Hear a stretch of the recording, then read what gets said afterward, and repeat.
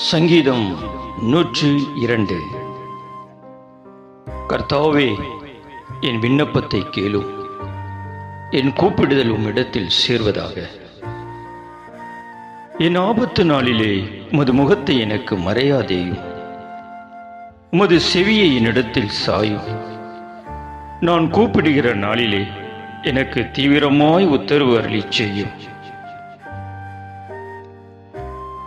என் நாட்கள் புகையைப் போல் ஒழிந்தது, என் எலும்புகள் ஒரு கொல்லியைப் போல் எரியுண்டது.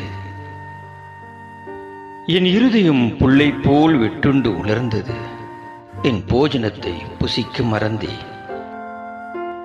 என் பெருமூச்சின் சத்தத்தினால் என் எலும்புகள் என் மாம்சத்தோடு ஒட்டிக்கொள்ளுகிறது. வனாந்தர நாரைக்கு ஒப்பானேன், பாழான இடங்களில் தங்கும் ஆந்தையைப் போலானேன்.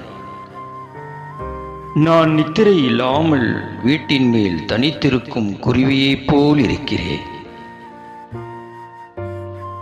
நாடோறும் என் சத்துருக்கள் என்னை நிந்திக்கிறார்கள்.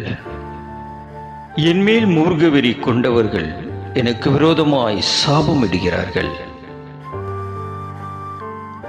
நீர் என்னை உயர தூக்கி தாழ தள்ளினீர்.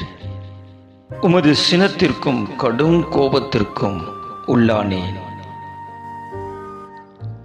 ஆதலால் நான் சாம்பலை அப்பமாக புசித்து என் பானங்களை கண்ணீரோடே கலக்கிறேன்.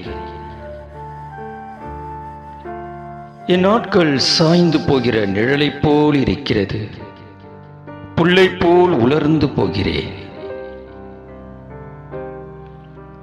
கர்த்தராகிய நீரோ என்றென்றைக்கும் இருக்கிறேன்.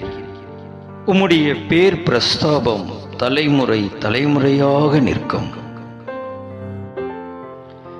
தேவரீர், எழுந்தருளி சீயோனுக்கு இறங்குவீர். அதற்கு தயை செய்யும் காலமும் அதற்காக குறித்த நேரமும் வந்தது. உம்முடைய ஊழியக்காரர் அதன் கல்லுகள் மேல் வாஞ்சி வைத்து அதன் மண்ணுக்கு பரிதபிக்கிறார்கள். கர்த்தர் சீயோனை கட்டி தமது மகிமையில் வெளிப்படுவார். திக்கற்றவர்களுடைய ஜெபத்தை அலட்சியம் பண்ணாமல் அவர்கள் விண்ணப்பத்தை அங்கீகரிப்பார். அப்பொழுது ஜாதிகள் கர்த்தருடைய நாமத்துக்கும் பூமியில் உள்ள ராஜாக்கள் எல்லாரும் உம்முடைய மகிமைக்கும் பயப்படுவார்கள். பின் சந்ததிக்காக இது எழுதப்படும். சிருஷ்டிக்கப்படும் ஜனம்